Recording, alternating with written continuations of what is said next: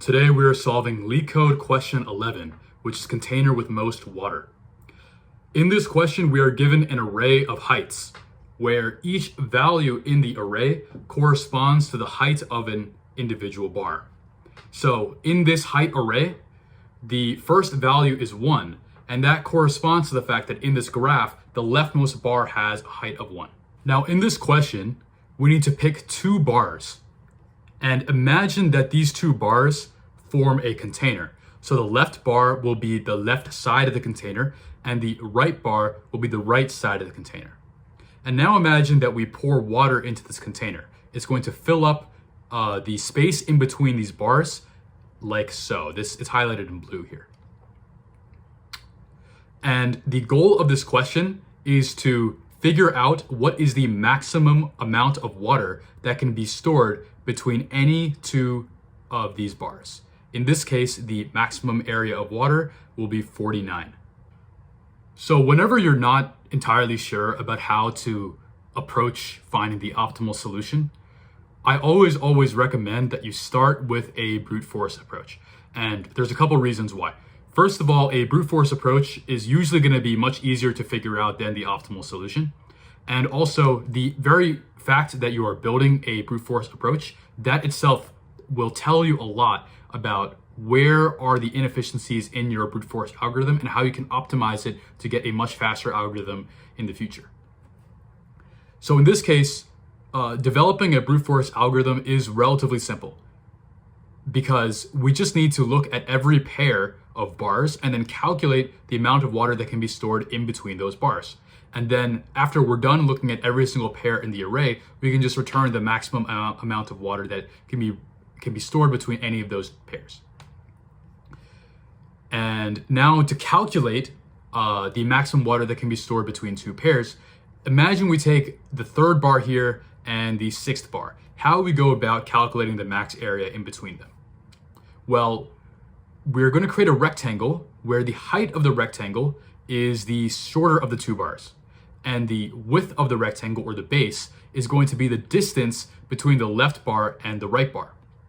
Now, remember that this is an array, so the distance between two values in the array is going to be the difference between their indices. This is the second index, and this is the fifth index, so therefore the base width is going to be 5 minus 2, or 3.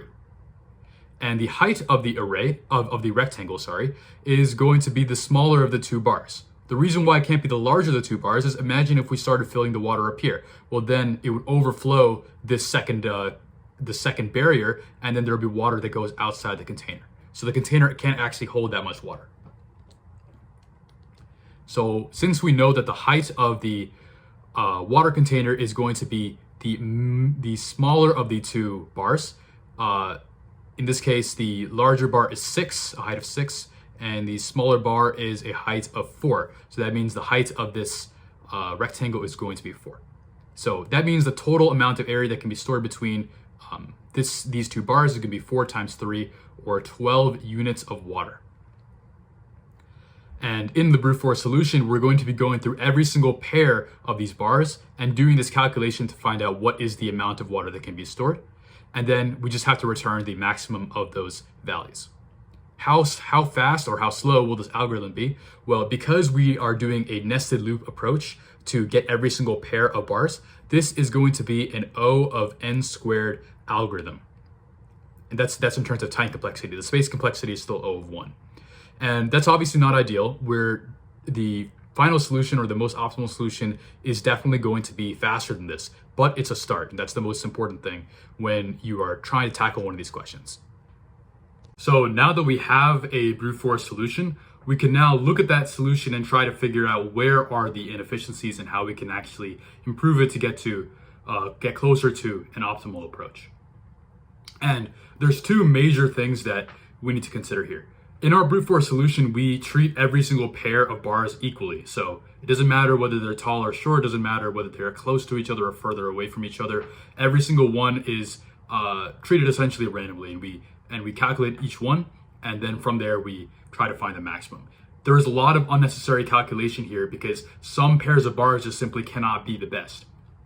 there's two rules that are going to be important when it comes to prioritizing which bars to check and which bars to leave alone.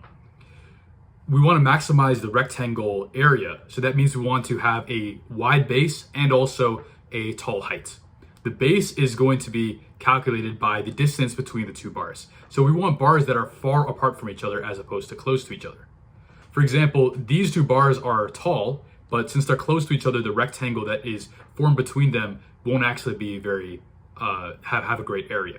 Whereas these two bars are much further apart, so the rectangle, all else being equal, is going to be much larger if we have two bars that are properly spaced apart.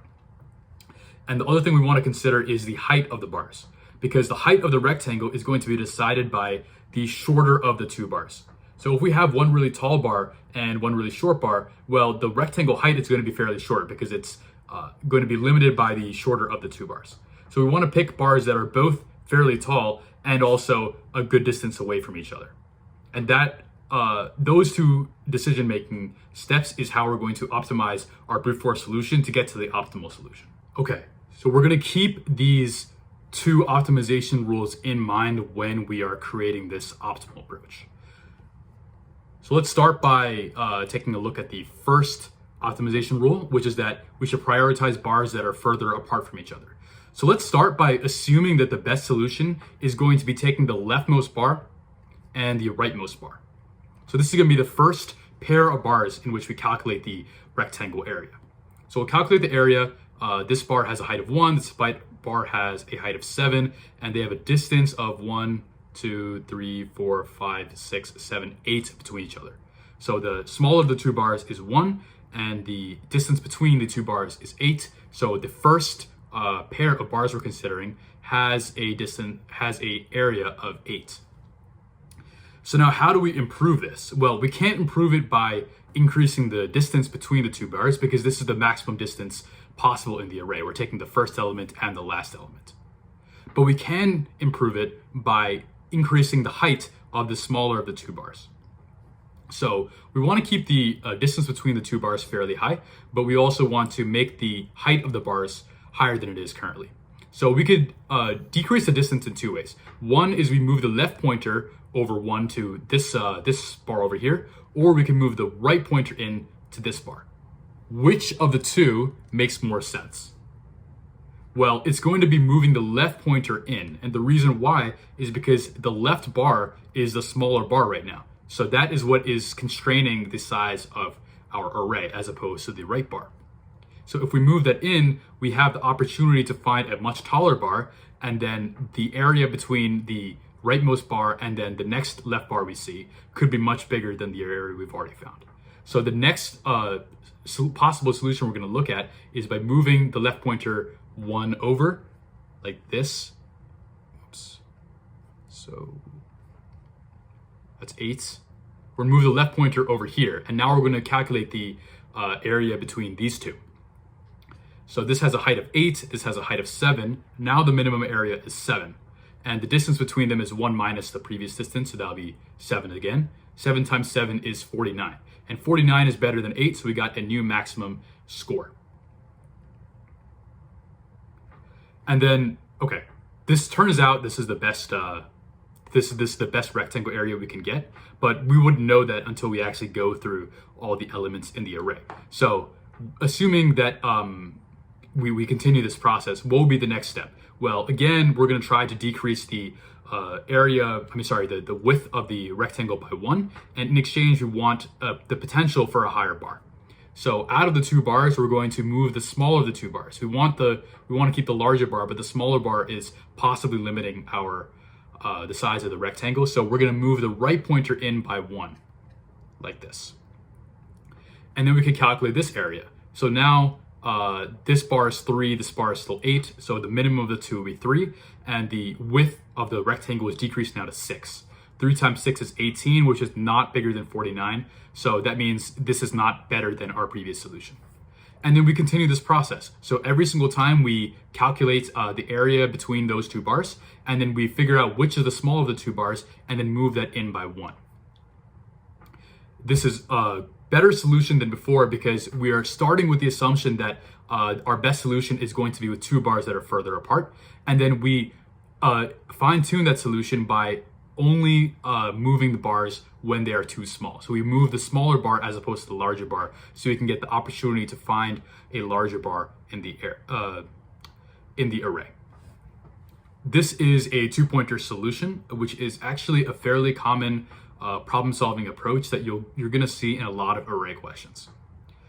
And in terms of time complexity, this solution is going to be O of n. And the reason why is because we don't ever access any of the bars more than once. At most, we're going to check each bar one time, and therefore the time complexity is O of n. The space complexity is still O of 1, just like the brute force approach. So now that we have this solution, let's code it up. If you're finding these videos helpful, I think you'll love what we got going on in our private community. We dive even deeper with exclusive content that won't be shared on the main YouTube channel. I also offer individualized coding interview study plans that are tailored just for you. You can also join small group sessions, participate in mock interviews, and get your questions answered in live weekly Q&As. It's a great way to take your coding interview prep to the next level. If you're interested, check the link in the description below. I'll see you inside. All right, so now that we came up with the optimal algorithm, I'm going to go code it up now in Python. I wrote out the outline of the algorithm here in these comments. So essentially, we're going to start with 2 pointers. One pointer will be at the beginning of the array, and the other pointer will be at the end of the array. We're going to compute the area of water which is contained between the lines at those 2 pointers. And we're using this formula, which is basically taking the smaller of the 2 heights and then multiplying it by the distance between the heights. We're then going to update max area if that's necessary. And we are going to move the pointers, specifically the shorter pointer, forward towards the middle of the array. And we will continue this until the pointers equal each other. And this algorithm will take O of n time and O of 1 space. So we're going to initialize 2 pointers, L and R. L is going to be initialized at 0, and R, we want it to be pointing to the last element in the array, so it'll be length of height minus 1. And we want to keep track of the max area, so we'll set up a variable for that. And then while the left pointer is smaller than the right pointer, we're going to calculate the current water area between the current pointers. So that's going to be the minimum of the 2 heights, so minimum of height L and height R. And then multiply that by the distance between the 2 pointers, which will be R minus L. And we'll update max area if necessary. So max area is going to equal max of its current value and the new value. And then we need to figure out how to update these pointers. So if the left bar is smaller than the right bar, we want to move the left bar forward. If height L is less than height R, we're going to increase the left pointer by 1, which will move it forward towards the middle of the array. And otherwise, we want to move the right pointer in. So it'd be R minus equals 1. So I'll take the right from here to here. And that should be it, because every time we get a pair of bars, we're going to calculate the area, update the max area, and then update the bars. So now all we have to do is just return the max area, like so. Run it, it's accepted, submit. Perfect. And then we'll take a look at the runtime complexity. We have O of n, which is as expected. As for the time complexity, and the space complexity is O of 1. So that's the optimal solution right there.